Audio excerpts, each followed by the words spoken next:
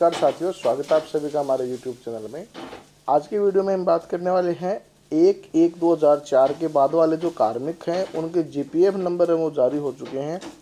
किस प्रकार से हम अपना जीपीएफ नंबर है वो देख सकते हैं। साथ ही इस वीडियो में हम बात करेंगे आरजीएचएस कार्ड है उसको अनब्लॉक हम कैसे करवा सकते हैं। सारी की सारी सूचना हम आपको इस वीडियो में देने वाले हैं, तो बने रहिए मेरे साथ। सबसे पहले बात कर लेते हैं आरजीएचएस कार्ड है उससे रिलेटेड कुछ प्रश्नों की। तो यहाँ पर जो आरजीएचएस कार्ड ब्लॉक किए गए थे, ब्लॉक करने का कारण क्या था और ब्लॉक किन किन के कार्ड किए गए थे ये आप सभी को मालूम है। यहाँ पर हम आपको बताएंगे कि जो आरजीएचएस कार्ड है वो अनब्लॉक हम किस प्रकार से करवाएं। तो सबसे पहले जो आरजीएचएस कार्ड है उसको अनब्लॉक करने के लिए हमको करना होगा 181 पे कॉल करना होगा। और जैसा कि आरजीएचएस की गाइडलाइन है उसके हिसाब से 181 के ऊपर कॉल करने के बाद में जो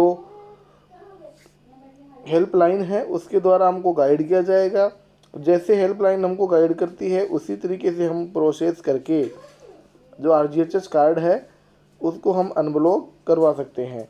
तो यहाँ पर आरजीएचएस द्वारा ब्लॉक किए गए कार्ड को लाभार्थियों के हितार्थ 3 माह के लिए पुनः अनब्लॉक किया जा रहा है यदि राजकोष में जो हानि हुई है इस अवधि में परिपत्र दिनांक 23/12/2012 जो एक परिपत्र जारी किया गया था इसके हिसाब से जो हानि हुई है उसको वापस यदि जमा नहीं करवाया गया तो आपके कार्ड है उनको दोबारा ब्लॉक कर दिया जाएगा, ये सूचना है।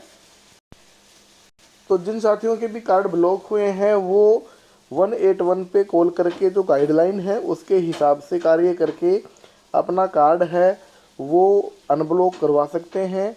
और जो रिकवरी है उनके खिलाफ उनको जमा करवा के जो सुविधा दी गई है आरजीएचएस की उसको प्राप्त कर सकते हैं। कृपया नियमानुसार रिकवरी जमा करवा के जो असुविधा है उससे आप बच सकते हैं।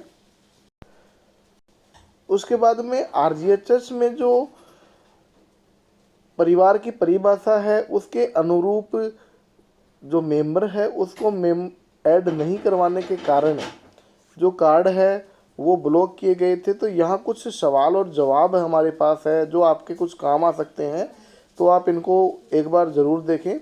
यहाँ सवाल है कि मैंने आरजीएचएस पर रजिस्ट्रेशन कर लिया है लेकिन मुझे परिवार के विवरण में परिवर्तन करना है, तो क्या ये संभव है? तो इसमें बिल्कुल सिंपल सा प्रश्न है, जवाब इसका। तो आरजीएचएस पर जो एडिट का विकल्प है वो उपलब्ध है जिसकी सहायता से आरजीएचएस परिवार में शामिल होने योग्य सदस्य को जोड़ना और भूलवश जुड़े हुए सदस्य को हटाना, ये दोनों के दोनों कार्य हम कर सकते हैं और विवरण है उसमें सुधार कर सकते हैं। एक लाइन यहाँ इम्पोर्टेंट है, शामिल होने योग्य। तो आप जानते हैं कि आरजीएचएस में जो परिवार की परिभाषा है उसके हिसाब से ही जो सदस्य हैं आप उनको जुड़वाएं। उसके बाद में अगला प्रश्न है कि मेरी बड़ी बेटी का विवाह 2 महीने पहले हुआ है, मुझे उसका नाम मेरे आरजीएचएस कार्ड से हटवाना है, तो ये काम कैसे होगा? तो ये जो काम है ये बिल्कुल सिंपल है। आरजीएचएस वेब पोर्टल पर मौजूद जो ऑप्शन है, आप पहले जो अपना नाम है, बड़ी बेटी का नाम आप जनाधार कार्ड से पृथक करवाएं। जनाधार कार्ड से पृथक होने के बाद में जो आरजीएचएस है वो आप जनाधार के अनुरूप अपडेट करवाएं, तो आपका ये जो कार्य है वो हो जाएगा। उसके बाद में अगला सवाल है, कोई कार्मिक अवैतनिक अवकाश पर होने की स्थिति में मासिक आरजीएचएस कटौती को कैसे जारी रख सकता है? तो इसके लिए जवाब है कि जब वेतन दिया जाएगा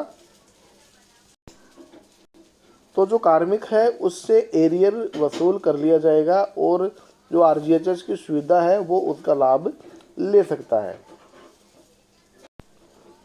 उसके बाद वाला सवाल बहुत इम्पोर्टेंट है, जैसे मैं और मेरी पत्नी दोनों वर्ष 2004 के बाद के राज्य कर्मचारी हैं, मेरे आरजीएचएस कार्ड में मेरा और पत्नी का नाम है, मुझे पत्नी की माता का नाम भी जुड़वाना है, इसके लिए क्या करना होगा?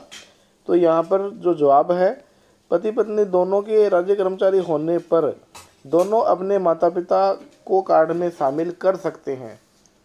इस हेतु सभी पात्र सदस्य एक ही जनाधार में शामिल होने चाहिए। तो ये लाइन आप ध्यान से देखेंगे। स्पाउस के माता पिता मदर ऑफ स्पाउस और फादर ऑफ स्पाउस के रूप में जो कार्ड है उसमें प्रदर्शित होंगे और इस तरीके से आप दोनों राजकीय सेवा में होने के बाद में इनका लाभ ले सकते हैं। तो ये थे आरजीएचएस से संबंधित कुछ इम्पोर्टेंट प्रश्न उत्तर। उसके बाद में हम बात करेंगे जो हमारा जीपीएफ नंबर है उसकी। तो जीपीएफ नंबर को जानने के लिए हमको सबसे पहले लॉगिन कर लेना है अपनी एसएसओ आईडी से। लॉगिन करने के बाद में जो हमारा एसआईपीएफ का नया पोर्टल है उसके ऊपर आप क्लिक करेंगे। क्लिक करने के बाद में जो रजिस्टर्ड मोबाइल नंबर है उस पर ओटीपी जाएगा। ओटीपी जाने के बाद में आप उसको वेरीफाई करेंगे। तो यहाँ पर आप देख पा रहे हैं जो जीपीएफ लीडर आपको दिखाई दे रहा है उसके ठीक नीचे आपको अपने जीपीएफ नंबर दिखाई दे रहे हैं। यही आप अपने जीपीएफ नंबर हैं, वो आप मान सकते हैं। ये आपके जीपीएफ नंबर जारी कर दिए हैं गवर्नमेंट ने।